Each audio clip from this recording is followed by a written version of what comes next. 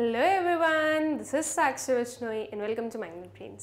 सो students, अब हम क्या पढ़ने वाले हैं? अब हम पढ़ेंगे सस्टेनेबल डेवलपमेंट। ये जो टॉपिक है, ये हमारा जो चैप्टर है इन्वायरमेंट एंड सस्टेनेबल डेवलपमेंट, इसका पार्ट है। ठीक है, देखो स्टूडेंट्स, अभी तक हम लोगों ने इन्वायरमेंट के बारे में सब कुछ पढ़ा। ठीक है, इन्वायरमेंट से रिलेटेड हर एक चीज पढ़ी, इन्वायरमेंट के लिए क्या क्या चैलेंजेस हैं, क्यों जो है हमारा इन्वायरमेंट डिप्लीट हो रहा है, क्या क्या चीजें हमें इन्वायरमेंट में देखने को मिल रही है, क्या फंक्शंस हैं इन्वायरमेंट के, हमें क्यों जो है इन्वायरमेंट को सही रखना जरूरी है, या इन्वायरमेंटल क्राइसिस क्यों हो रहा है। ऐसे हम लोगों ने सारे टॉपिक्स पढ़ लिए जो कि इन्वायरमेंट से रिलेटेड थे। ठीक है, मतलब कि हमारा जो चैप्टर है उसका एक पार्ट हम अभी तक कवर कर चुके हैं। अब जो इसका सेकेंड पार्ट आता है सस्टेनेबल डेवलपमेंट, ये पढ़ते हैं कि सस्टेनेबल डेवलपमेंट होता क्या है। ठीक है, सस्टेनेबल डेवलपमेंट का एम क्या है, सस्टेनेबल डेवलपमेंट क्यों जरूरी है। ठीक है, हम सबसे पहले स्टार्ट करेंगे स्टूडेंट्स इसका जो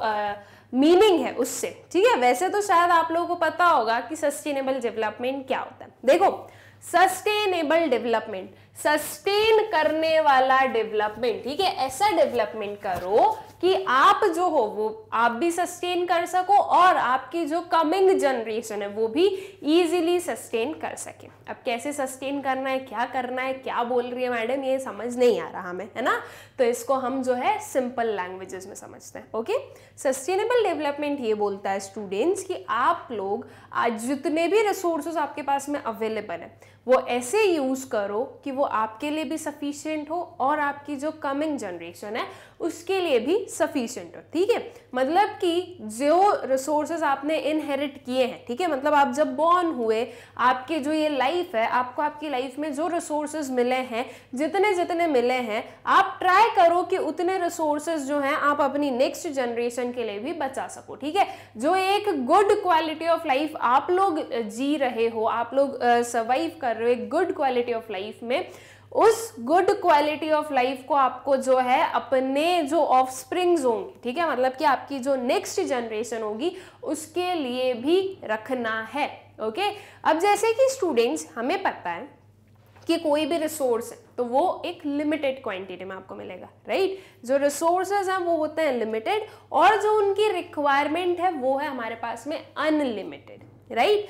तो हमें क्या करना है, हमें जो ये लिमिटेड रिसोर्सेज हैं उनका ऐसे यूटिलाइजेशन करना है कि वो जितनी अभी की पॉपुलेशन है या हम लोग हैं हमारे लिए भी वो सफिशिएंट हो और उन्हीं लिमिटेड रिसोर्सेज जो हैं वो हमारी नेक्स्ट जनरेशन के लिए भी सफिशिएंट रह सके। ठीक है, और इस वे में जो है हर एक जनरेशन अपनी नेक्स्ट जनरेशन के बारे में सोचेगी तो जो लाइफ है वो पॉसिबल हो पाएगी इस प्लैनेट पर एक बहुत ही लंबे टाइम के लिए। ओके, इफ अगर हम ऐसा नहीं सोचेंगे तो जो लाइफ है वो पॉसिबल नहीं हो पाएगी। ठीक है, जैसे कि हमारे जो एंसेस्टर्स हैं उन्होंने एक क्वालिटी लाइफ जो है वो लीड की, उन्होंने रिसोर्सेज का यूटिलाइजेशन किया, उन रिसोर्सेज को हमारे लिए छोड़ा। ठीक है, मतलब कि वो जो रिसोर्सेज हैं हमें भी मिले, अब हम जो हैं रिसोर्सेज का यूटिलाइजेशन करेंगे और हम भी जो रिसोर्सेज हैं वो अपने नेक्स्ट जनरेशन के लिए छोड़ेंगे भी। ठीक है, मतलब कि नेक्स्ट जनरेशन के लिए भी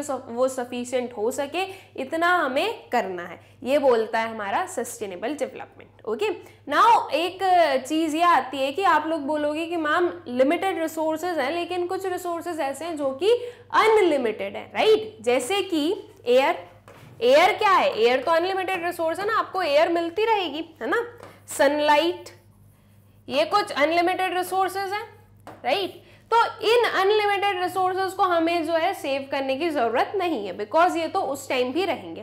तो स्टूडेंट्स, इसमें भी आपको क्या चीज ध्यान रखनी है, ये जो एयर है हम किसी भी काइंड ऑफ एयर को ब्रीथ नहीं कर सकते हैं, राइट। हमें जो एयर चाहिए वो प्योर एयर चाहिए, वो एक हम बोलेंगे कि पल्यूटेड ना हो।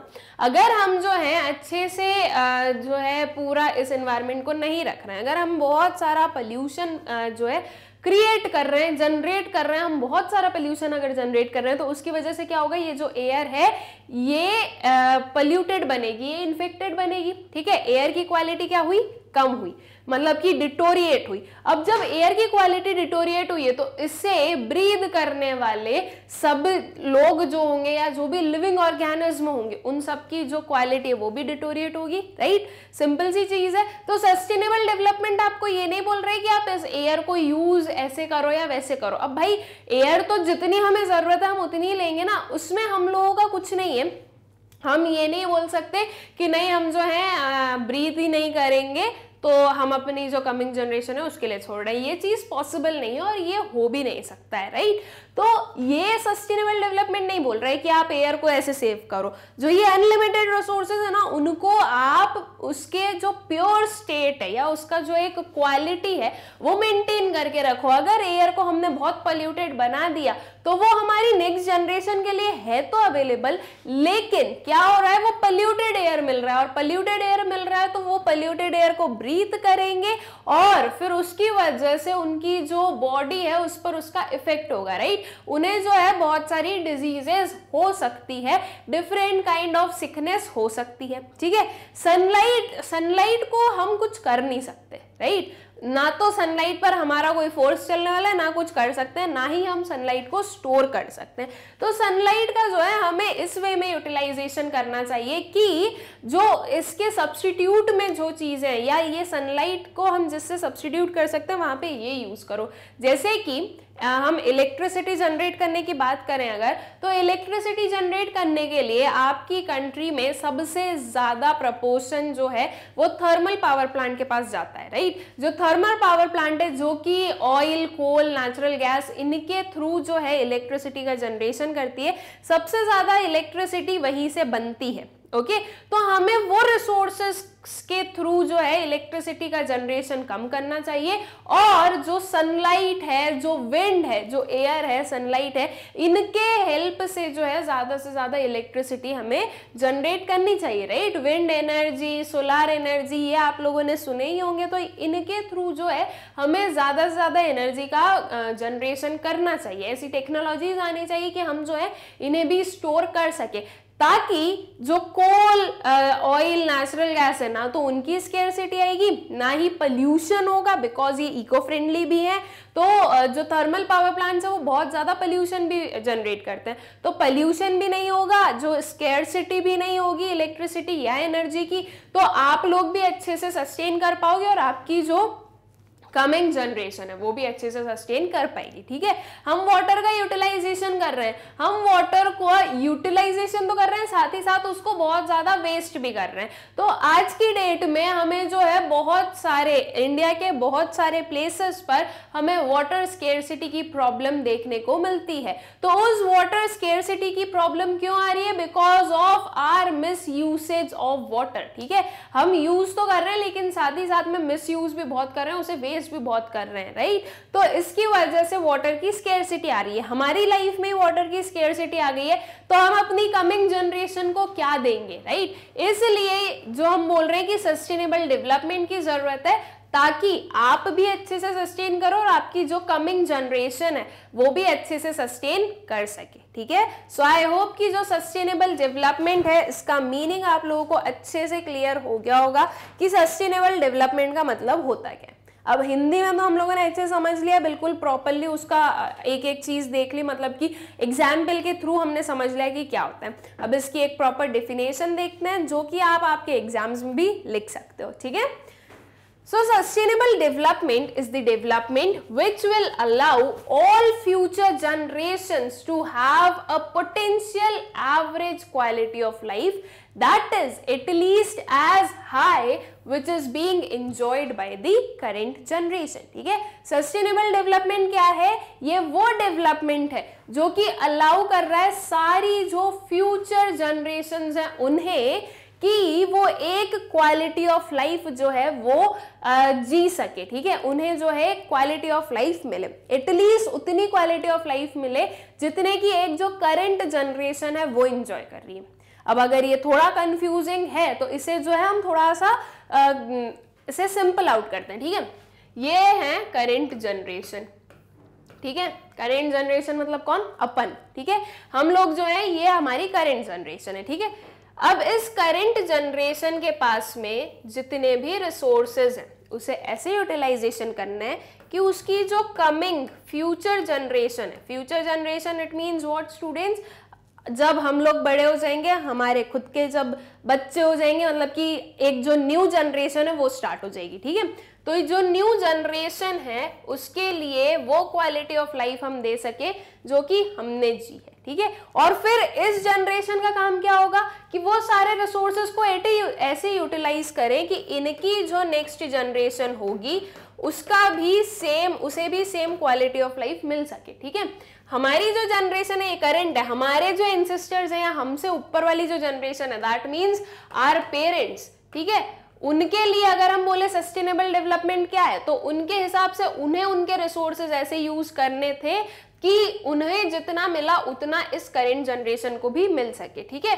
तो ये जो साइकिल है ये इस वे में चलती रहेगी। हमारे पेरेंट्स ने हमारे बारे में सोचा, ठीक है, हमने क्या किया, हमारी नेक्स्ट जनरेशन के बारे में सोचा, फिर जो नेक्स्ट है उसने उसकी नेक्स्ट जनरेशन के बारे में सोच के जो है रिसोर्सेज को प्रॉपर्ली यूटिलाइज किया। तो इस वे में जब हर एक जनरेशन दूसरी उसकी कमिंग जनरेशन के बारे में ध्यान देगी या अपनी जो उसकी जो कमिंग जनरेशन है उसके लिए जो है रिसोर्सेज को प्रॉपर्ली यूटिलाइज करेगी, तो उसकी वजह से ये होगा कि जो लाइफ है वो बहुत ही लंबे टाइम तक सस्टेन की जा सकती है इस प्लैनेट पे, ठीक है।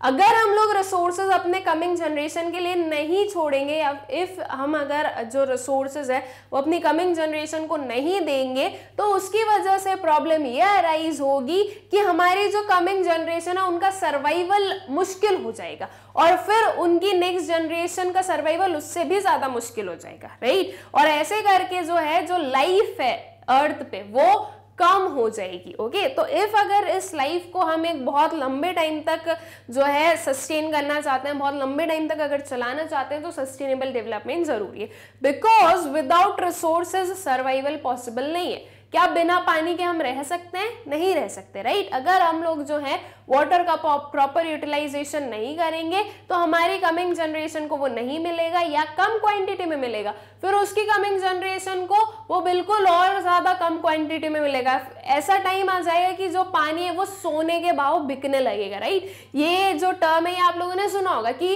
गोल्ड की जो प्राइस होती है वो काफी हाई होती है, हर एक पर्सन गोल्ड अफोर्ड नहीं कर सकता।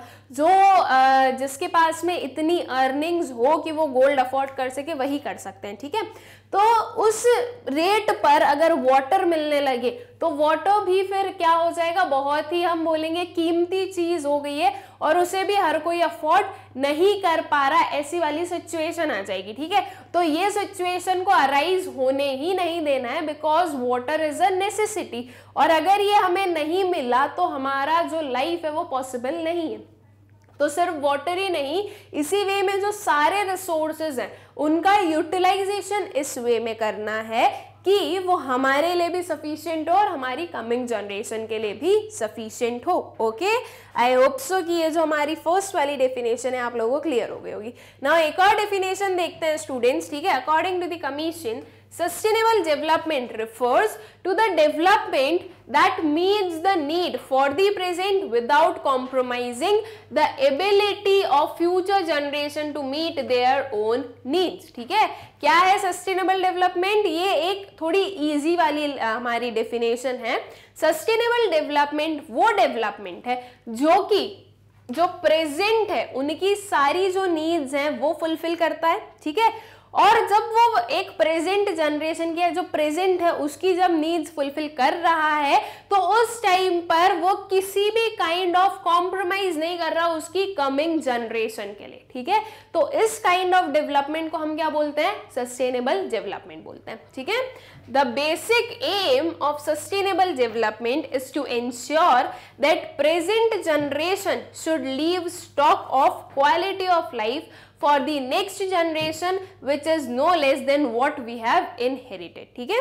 सस्टेनेबल डेवलपमेंट का मेन एम या बेसिक एम क्या है स्टूडेंट्स? तो इसका बेसिक एम है कि जो क्वालिटी ऑफ लाइफ हमें मिली है, ठीक है, जो क्वालिटी ऑफ लाइफ हमारे पेरेंट्स ने हमें दी है वो क्वालिटी ऑफ लाइफ हम अपनी जो कमिंग जनरेशन है उसे दें, ठीक है। उसमें कोई भी कॉम्प्रोमाइज नहीं करना है, उसमें जितने रिसोर्सेज, जिस क्वांटिटी में रिसोर्सेज हमें मिले हैं, हम उस क्वांटिटी में जो है अपनी कमिंग जनरेशन को भी वो रिसोर्सेज प्रोवाइड करें, ताकि उनकी लाइफ भी जो है वो अच्छे से वो लोग सर्वाइव कर सके, और वो उसमें हम बोलें कि वो एक क्वालिटी लाइफ है, ठीक है।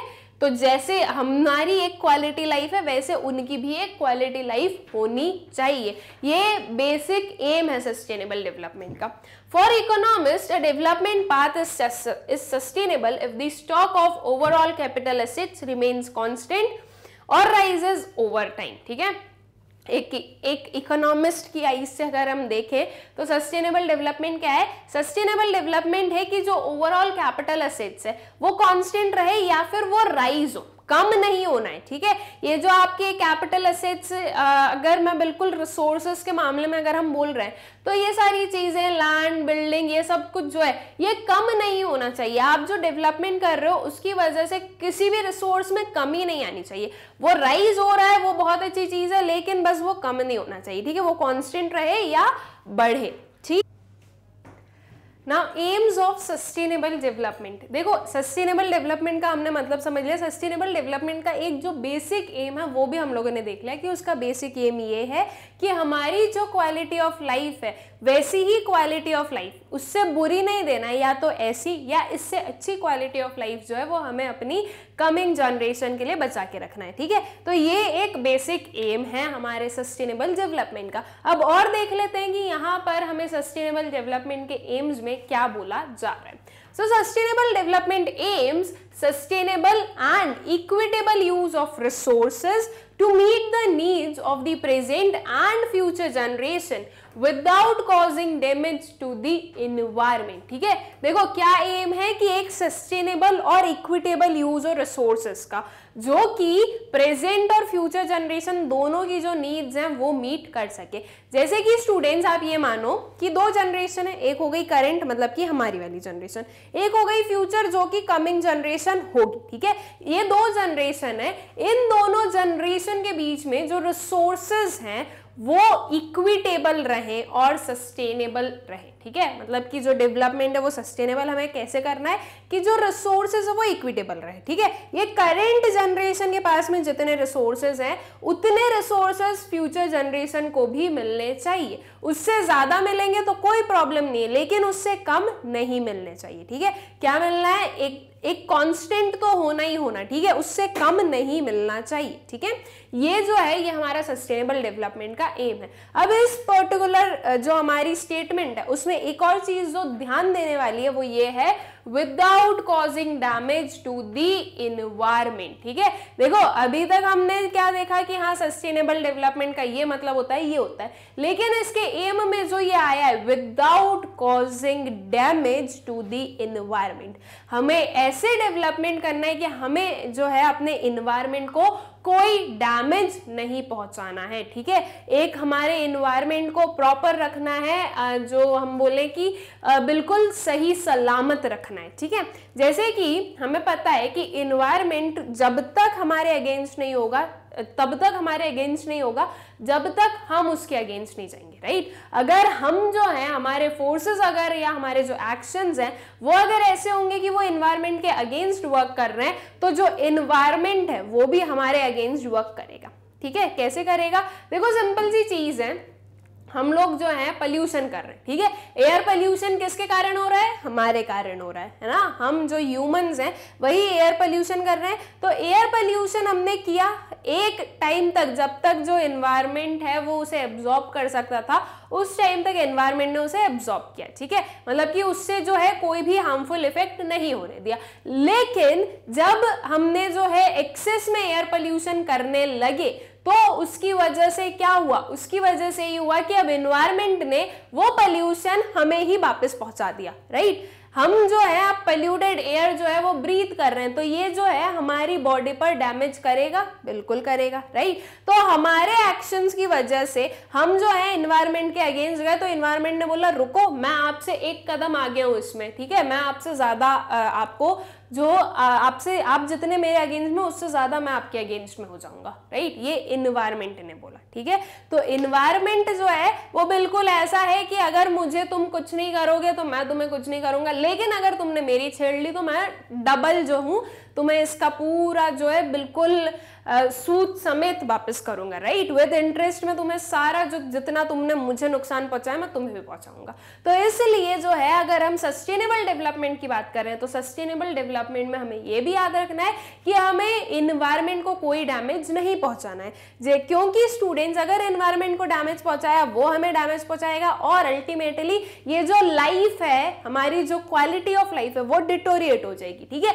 अगर मैं बीमार रहूं तो मेरी क्वालिटी ऑफ लाइफ कैसी होगी, खराब होगी, है ना। लेकिन अगर वही चीज मैं बिल्कुल हेल्दी हूं, मैं बिल्कुल अच्छे से प्रॉपरली वर्क कर सकती हूँ, प्रॉपरली जो भी मेरा मन है वो मैं वहां घूम सकती हूँ, फिर सकती हूँ, जो करना है वो कर सकती हूँ, क्यों, बिकॉज मैं हेल्दी हूँ, ठीक है। अब वही चीज अगर मैं बीमार हूं तो मेरी जो क्वालिटी ऑफ लाइफ है वो क्या हुई, डिटोरिएट हुई, ठीक है। अगर मैंने इन्वायरमेंट को सिक किया तो इन्वायरमेंट मुझे भी क्या कर देगा, सिक बना देगा, राइट। मेरे पास भी फिर बहुत सारी डिजीजेस होंगी और जो मेरी क्वालिटी ऑफ लाइफ है वो सही नहीं होगी, ठीक है। तो इसलिए जो है हमें सस्टेनेबल डेवलपमेंट में हम जो बोल रहे हैं वो ये है कि इन्वायरमेंट को बिना कोई डैमेज पहुंचाए हमें वर्क करना है, okay. To prevent further damage to our life support system, ठीक है। जो फर्दर डैमेज हमारे लाइफ सपोर्ट सिस्टम में उसे हम बोल रहे हैं कि जो हमारा लाइफ सपोर्ट सिस्टम है उसे कोई भी फर्दर डैमेज और ज्यादा डैमेज नहीं पहुंचाना है। लाइफ सपोर्ट सिस्टम क्या है, वो सारे नेसेसिटीज, वो सारे रिसोर्सेज जो कि बहुत ज्यादा नेसेसरी है, उन्हें जो है हमें कोई भी काइंड ऑफ और डैमेज नहीं पहुंचाना है, ठीक है। तो ये हमारा सस्टेनेबल डेवलपमेंट का एम है। जो इन्वायरमेंट है वो हमें सारे रिसोर्सेज प्रोवाइड कर रहा है, ठीक है। इन्वायरमेंट हमें प्रोडक्शन के लिए रिसोर्सेज प्रोवाइड कर रहा है, हमारी जो लाइफ है उसके लिए जो रिसोर्सेज वो प्रोवाइड कर रहा है। तो हमें अल्टीमेटली इन्वायरमेंट का ध्यान रखना है ताकि जो इन्वायरमेंट है वो हमारा भी ध्यान रखे। अगर हम इन्वायरमेंट को डैमेज नहीं पहुंचाएंगे और ज्यादा तो इन्वायरमेंट भी जो है हमारे साथ में फ्रेंडली रहेगा, ठीक है, वो हमें भी कोई प्रॉब्लम नहीं करेगा। लेकिन अगर हमारा जो लाइफ सपोर्ट सिस्टम है, लाइफ सपोर्ट सिस्टम में मैंने इन्वायरमेंट इसलिए बोल रही हूँ बिकॉज जो आपका इन्वायरमेंट है वो आपको सारे रिसोर्सेज प्रोवाइड कर रहा है, ओके। जितने भी आपके नेसेसरी रिसोर्सेज हैं वो सारे आपको इन्वायरमेंट प्रोवाइड कर रहा है। और लाइफ सपोर्ट सिस्टम वही होता है कि अगर हमारी लाइफ है तो इसको सपोर्ट करना, ठीक है। जो हमारी प्रॉपर एक क्वालिटी लाइफ है उसके पीछे का सपोर्ट सिस्टम जो है, जो कि एनवायरनमेंट है, उसे कोई भी डैमेज नहीं पहुंचाना है, ठीक है। तो ये कुछ एम्स हैं हमारी सस्टेनेबल डेवलपमेंट का। फिर how to achieve sustainable development, हम कैसे अचीव कर सकते हैं sustainable development. Restrict use of renewable resources, इस टर्म से क्या मतलब समझ में आ रहा है। Restrict use of renewable resources से कि हमारा जो यूज है वो हमें रिन्यूएबल रिसोर्सेज तक रिस्ट्रिक्ट करना है। जो नॉन रिन्यूएबल रिसोर्सेज हैं उनका यूसेज हमें कम से कम करना है, जितना हो सके, जितना ज्यादा हो सके हमें रिन्यूएबल रिसोर्सेज का यूसेज करना है, ठीक है। वहां तक जो है अपना जो यूज है वो रेस्ट्रिक्ट करना है, ठीक है। मतलब कि बंद जाओ आप, जो रिन्यूएबल रिसोर्सेज है उसके यूज के साथ में आपको क्या करना है, बंद जाना है, ठीक है। ये हमारा जो मतलब सस्टेनेबल डेवलपमेंट अगर हमें अचीव करना है तो हम ऐसे कर सकते हैं, ओके।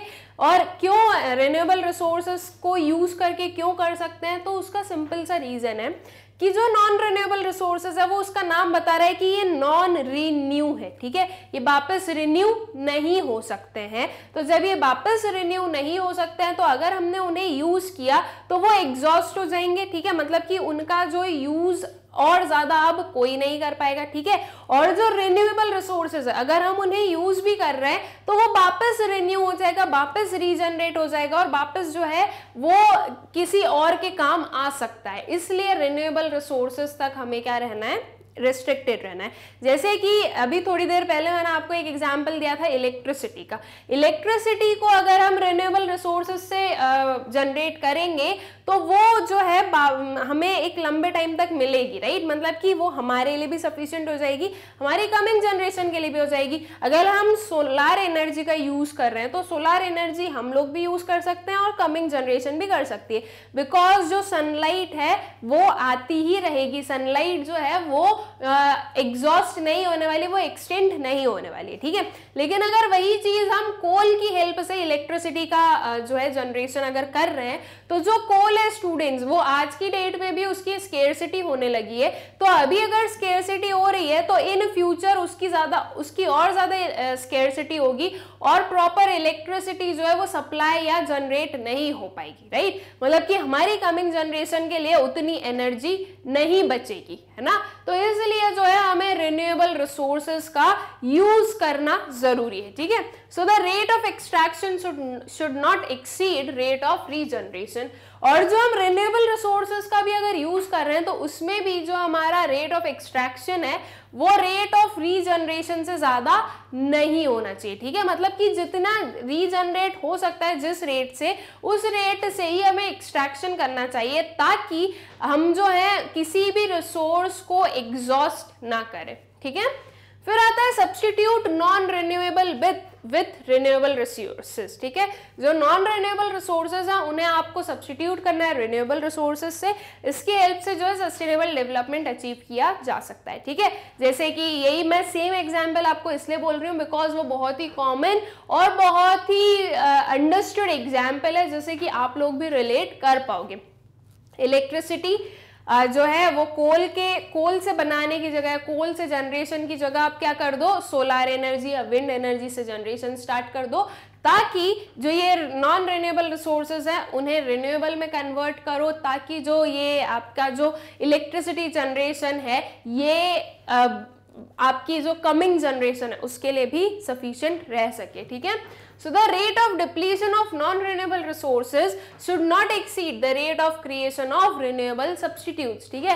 जितनी ज्यादा रेट से जो नॉन रिन्यूएबल रिसोर्सेज है वो डिप्लीट हो रहे हैं, वो जो है आपका rate of substitute of renewable resources से कम होना चाहिए। मतलब कि आप जिस रेट से उसे सब्स्टिट्यूट कर रहे हो उससे कम रेट से जो है डिप्लीट होना चाहिए नॉन रिन्यूएबल रिसोर्सेज, ठीक है। बिकॉज अगर वो ज्यादा रेट से डिप्लीट होगा तो ये हो जाएगा कि आपका नॉन रिन्यूएबल रिसोर्सेज बिल्कुल एग्जॉस्ट हो जाएगा और जो आपका रिन्यूएबल रिसोर्स है वो अभी उस पर्टिकुलर लाइन में स्टार्ट भी नहीं हो पाएगा, ओके। फिर कंट्रोल पोल्यूशन। सस्टेनेबल डेवलपमेंट अगर अचीव करना है तो पोल्यूशन को कंट्रोल करो। पोल्यूशन कंट्रोल होगा, आपका एनवायरनमेंट क्लीन बनेगा, आपकी एनवायरनमेंट की जो एब्जॉर्प्टिव कैपेसिटी है वो बढ़ेगी, तो अल्टीमेटली आपको जो सारी चीजें हैं वो प्रॉपरली मिल पाएगी, ठीक है। पोल्यूशन की वजह से बहुत सारा वाटर ऐसा है, वाटर पोल्यूशन की वजह से बहुत सारा वाटर ऐसा है जो कि हम यूज कर सकते थे लेकिन हम यूज नहीं कर पा रहे बिकॉज वो इन्फेक्टेड है। अगर हमने उसे यूज किया, अगर हमने पोल्यूटेड वाटर यूज किया, कंज्यूम किया, तो वो जो है हमारी बॉडी में बहुत सारे डिजीजेस होने के चांसेस हैं, ठीक है। अगर हम पोल्यूटेड एयर ब्रीथ कर रहे हैं तो हमारी जो क्वालिटी ऑफ लाइफ है वो डिटोरिएट हो रही है, तो हमें जो है पोल्यूशन को कंट्रोल करना जरूरी है, ठीक है। So pollution emissions should be limited to the absorption capacity of the environment. Pollution उतना करो जितना कि एनवायरनमेंट एब्जॉर्ब कर सके, ठीक है। फिर growth, control the growth of population. Population की ग्रोथ को कंट्रोल करो। पॉपुलेशन की ग्रोथ को अगर हम कंट्रोल करेंगे तो जो रिसोर्सेज है, जो लिमिटेड रिसोर्सेज है, उन्हें हम अच्छे से यूटिलाइज कर सकेंगे बिकॉज रिसोर्सेज लिमिटेड है। और अगर उसके लिए जो पॉपुलेशन है वो बहुत ज्यादा अगर बढ़ती जाएगी तो वो जो रिसोर्सेज है उनका वो इनसफिशिएंट हो जाएंगे उस बढ़ती हुई पॉपुलेशन के लिए। इसलिए जो पॉपुलेशन है उसे भी कंट्रोल करो ताकि जो सारी चीजें हैं वो बिल्कुल एक हम बोले कि लिमिटेड या आई शुड से कि एक प्रॉपर वे में चल सके, ठीक है।